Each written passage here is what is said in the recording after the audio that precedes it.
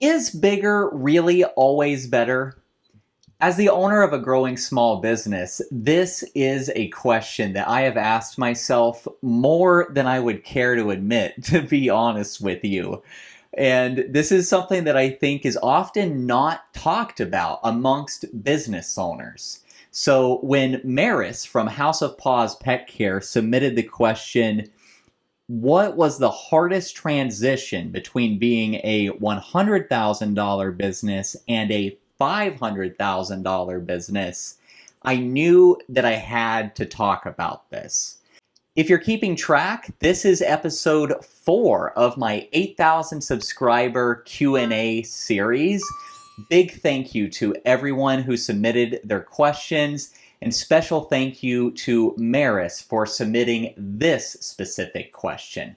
I'll link all of the other Q&A videos down in the description below, so you can go watch them after this one if you haven't seen them already. But for this one, I want to do it a little bit differently. You know, this is a really big topic that I think is just not talked about enough. And it's a topic that I really want to speak openly and honestly and transparently about. So I typically have notes to follow for my videos, but this one I have no notes for. I am just going to speak to you honestly, and it's after 5 p.m. my time, so I have a beverage to go along with this conversation. I recommend that you crack one yourself, hit that subscribe button, and let's get into it. So Maris specifically asked what was the hardest transition between being a $100,000 business and a $500,000 business. And she's talking about annual revenue when she asks that question. And the first thing that came to my mind is just the fact that everything changes. You know, you cannot operate a business that is doing $500,000 in revenue the same way that you operate when you're doing $100,000 in revenue. Everything changes. Your day-to-day operations, your scheduling processes, even just how you think and how you carry yourself. Everything has to change for this to be possible. Before I talk about these changes and the challenges and everything else that comes up along the line, I do just want to quickly say that if you're at $100,000 in annual revenue, you should be proud. That is a huge accomplishment, and that takes a lot of hard work and dedication. I just want to raise a glass to you and say, I am rooting for you, I'm proud of you, and you should be proud of yourself. I reached $100,000 in annual revenue my second year in business, and it was tough, man. I mean, I really busted my butt to get there. I was working 16 to 18 hours a day, 7 days a week. It was a real grind. So if you're in that spot in your business and you're out there grinding, know that you're not alone. And then I hit $500,000 in annual revenue, I think my 7th or 8th year in business. I've now been in business 11 years, and I am immensely grateful to be here. You know, it was a lot of hard work, not just from myself, but from my entire team. Now, I could not do this alone, and I have an incredible team that just makes everything possible. So just know that I'm going to talk about some of the challenges and everything else, but I'm coming at this, you know, just full of gratitude and just really feeling lucky to be where I'm at. So when you're around 100,000 in annual revenue, you likely have a very small team. You know, for me, it was me and I think 2 or 3 very part-time team members. And you're likely doing pretty much everything yourself. You know, I know that was the position that I was in. I had these couple team members that they could kind of fill in when I was not available, and they could take some of the overflow requests. but I was doing the majority of the pet sitting and dog walking myself, as well as all of the marketing, all of the invoicing, the scheduling, the bookkeeping, um, everything, all of those behind the scenes administrative tasks. I was doing it all at that point. But as you grow, that has to change. And by the time we got to about 500,000 in annual revenue, by that point, I was at a spot where I could pull myself out of the field as much as needed. Now, for me personally, I did not start a pet sitting and dog walking business to be sitting behind a computer. I want to be out in the field interacting with the dogs and in nature and all of that kind of stuff. So, a lot of businesses, when they hit 500,000 in revenue, the owner is completely out of the field. But for me, I left myself in the field a little bit, but I had to pull myself out a good bit to really act as the CEO and the leader of the business. And, by the time we hit that point in revenue, we were at 27 employees. The majority of them were very part-time, with a couple of full-time people. When looking at my full-time staff at that revenue level, I had a full-time operations manager who really helped me oversee all of the day-to-day operations, as well as a part-time admin person who really acted as my operations manager's kind of right hand and helped her with scheduling and invoicing and some of those day-to-day admin tasks. And our team was out there doing the majority of the pet sitting and dog walking. And as my role as the CEO and the visionary and the leader, a lot of my time is then devoted to really perfecting our systems and our processes, our general way of operating, and really problem solving, thinking outside of the box. And it also allowed me to take on other projects, such as this YouTube channel and the coaching that I do and the hiring course that I have, and even this kind of offshoot of my pet sitting and dog walking business where I offer private pet transportation. You guys see those vlogs here on the channel. All of those other opportunities really came about because we reached that level in revenue, and I was able to really kind of outsource a lot of what I was doing to our team. And it was not easy for me to outsource these things and to delegate these things. I am a little bit of a control freak and a little bit of a perfectionist. And I think most business owners are. So that was very hard for me to do. But I saw as we continue to grow that it's just not feasible for you to keep everything on your plate. If you want a recipe for burnout and disaster with things falling through the cracks, then go ahead and try to keep everything on your plate and see how long that lasts. And I tried, and I made some big mistakes. I lost a few clients and a few team members along the way because I wasn't willing and ready to delegate these things, and because I didn't have the right systems and processes in place.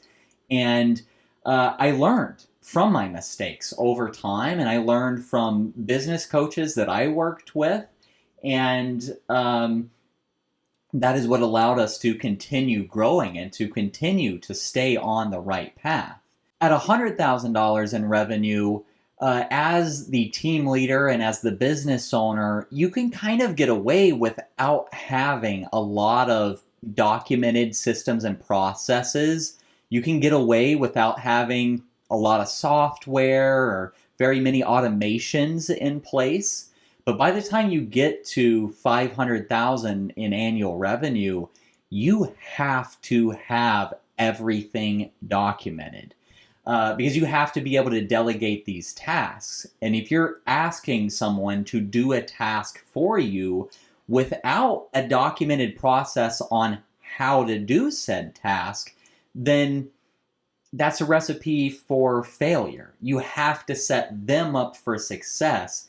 And really, the only way to do that is to be able to set them down with a document and say, step 1, step 2, step 3, this is exactly how we onboard new clients. This is how we make a Facebook post. This is how we respond to an email. This is how we answer the phone. This is how we deal with an upset client. This is how we deal with a team member when they have an issue. These all have to be documented for you to be able to delegate them. That documentation process is time consuming, and you kind of have to learn how to get out of your own way. That was really my hardest challenge. And that's what Maris asked, is what was the hardest challenge with transitioning from a $100,000 business to a $500,000 business? And that biggest challenge was me, myself, and I. Getting out of my own way and learning how to trust myself and learning how to trust others and learning how to delegate different tasks and all of that kind of stuff was very challenging for me. And that was the biggest challenge with the growth. I continually then and even now tend to get in my own way and overthink things and over question things. And there comes a point in your growth journey where you just have to learn how to make decisions quickly and learn how to course correct when you make the wrong decision, and learn how to be okay with making the wrong decision. When you have a $500,000 business and you have that large of a team and that many clients, it is inevitable that you will make mistakes, that you will make the wrong decisions, and you have to learn how to be okay with that. And that is difficult. That is challenging. I mean, that's where not only did I need to get a good business coach, but I also needed a therapist and a yoga instructor and an exercise routine. And I had to even change like my sleep schedule and all of these other things to get my brain and just my own mental and emotional capacity at a place where I could function at that level. And that's challenging. It was challenging for me anyway.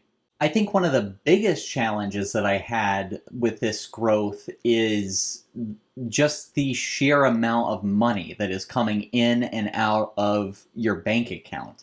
When you're operating with $500,000 in annual revenue, it's not uncommon to get like a $10,000 deposit and then a $10,000 withdrawal from your account, all in the same day. And seeing that amount of money just flowing was very overwhelming for me.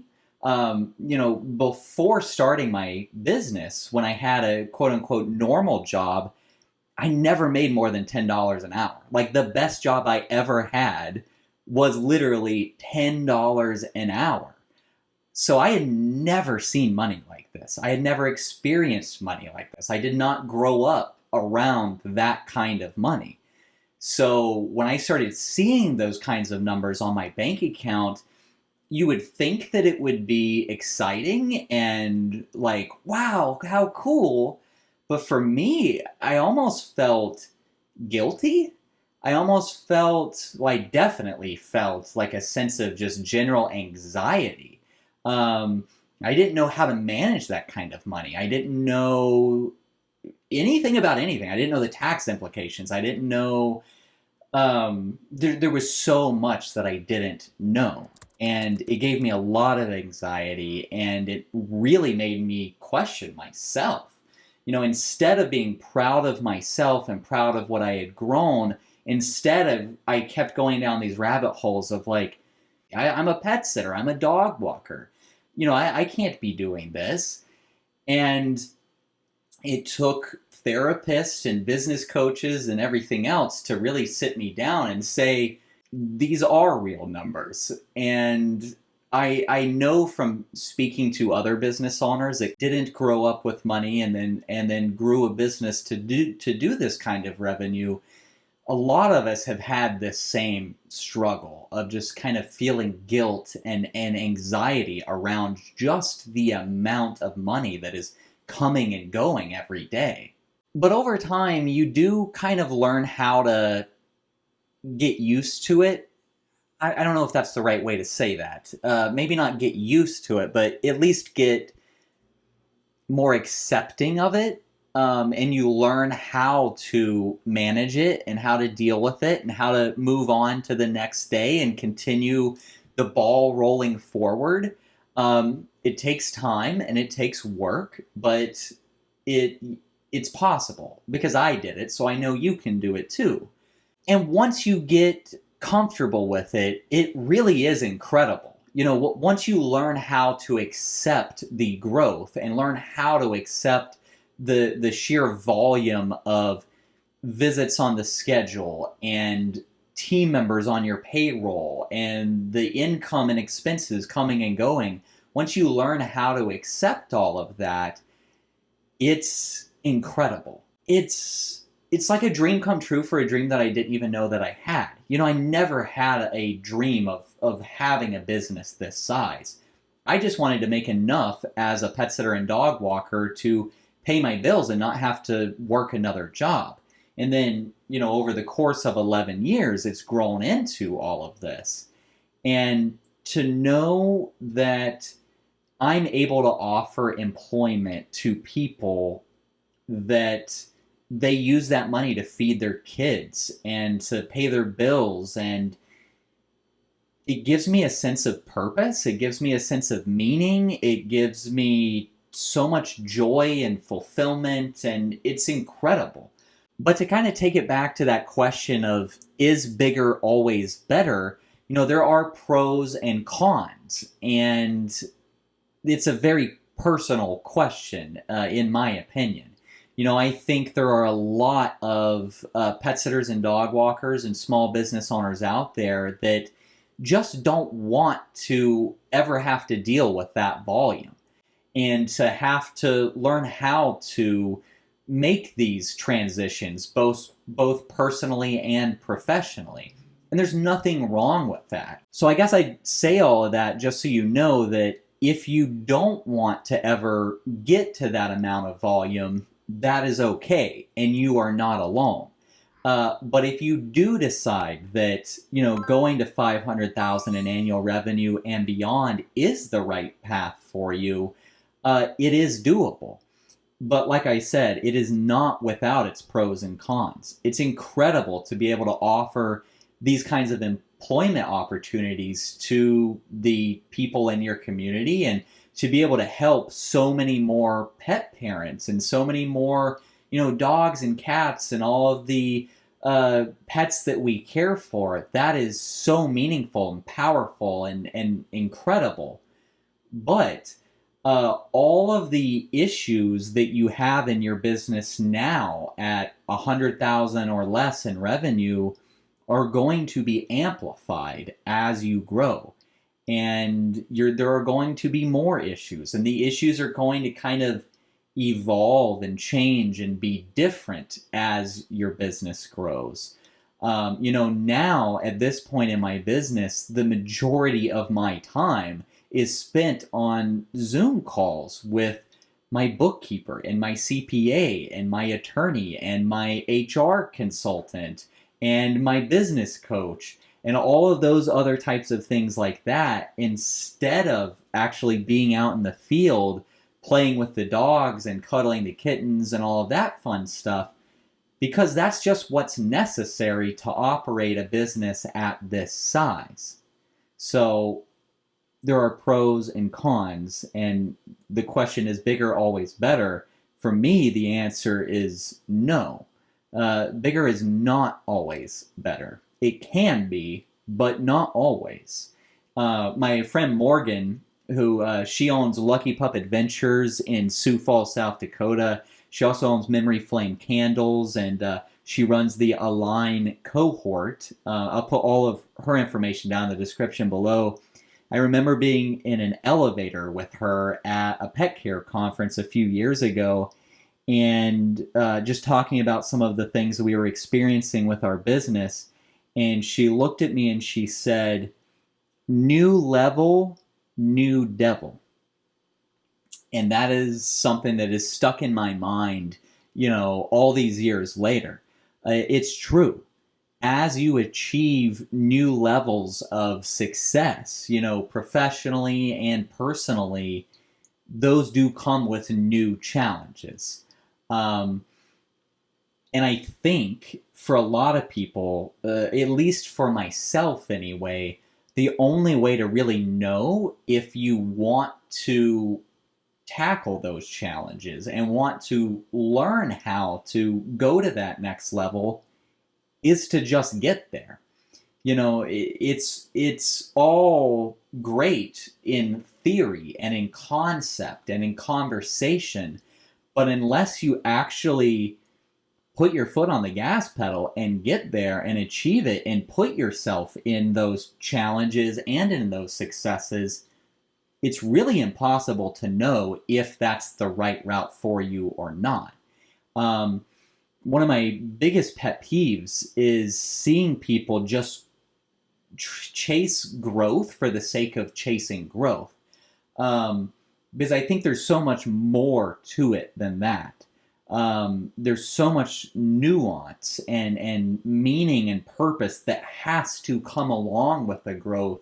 Otherwise, it won't be sustainable. Outside of, just the systems and processes and learning how to delegate and, all of these structural, organizational things that have to go in place. On a kind of a higher level, there has to be purpose and meaning and a bigger mission at play to really make the puzzle pieces fit together. But Maris's main question was, what was the biggest challenge growing from 100,000 to 500,000? And like I said, that biggest challenge was me. It was not our marketing plan. It was not learning how to document and all of those types of things. It was me learning how to believe in myself, learning how to trust myself, and learning how to get out of my own way. That was by far the biggest challenge in my growth journey. If you feel similarly, I would first suggest that you kind of look at your day-to-day life and start implementing some changes when and where you can. I say that as I'm drinking an IPA talking to you guys right now. But I really had to look at how I was living my life and get my life on a better track. I had to start sleeping more. I had to start exercising more regularly, just eating more healthy. Those really all helped me to show up better as a leader and as the CEO of my business. But then outside of that, I would really highly recommend that you look into getting a business coach and going down some avenues like that. I currently work with Michelle Klein from Dogco Launch. I cannot recommend Dogco enough. She does have enrollment open right now for her January 2026 mastermind. And I am going to be one of the coaches actually on the Dogco team. I'll be leading a Tuesday office hour all about hiring and retaining your team members. Robert Strickland and Corinne Moore and Maris, who asked this question that inspired this video, have also all joined the Dogco team. And I'm so grateful to not only have Michelle as my business mentor and my business coach, but to get to join on that side of things as well is really just incredible on so many levels for me personally and professionally. And like I said, I think if you are ready to kind of take your business to this next level and go down this growth journey, I would really highly recommend that you look into joining Dogco. I really hope that me talking honestly and openly about this has been helpful or at least eye-opening a little bit for you. Um, it's a little nerve-wracking for me. I really wanted to go about this topic in a little bit different way, and instead of my super structured, note outline that I follow for videos, this is a topic that I felt like I really needed to talk from the heart about. I really truly appreciate you joining me for this conversation, and I just hope that it has maybe been inspiring or eye-opening for you. If you have any questions at all, please drop them down in the comments below. I am always here for you. But I'll cut it off here, and with that, my name's Doug the Dog Guy, and I am reminding you to stay positive.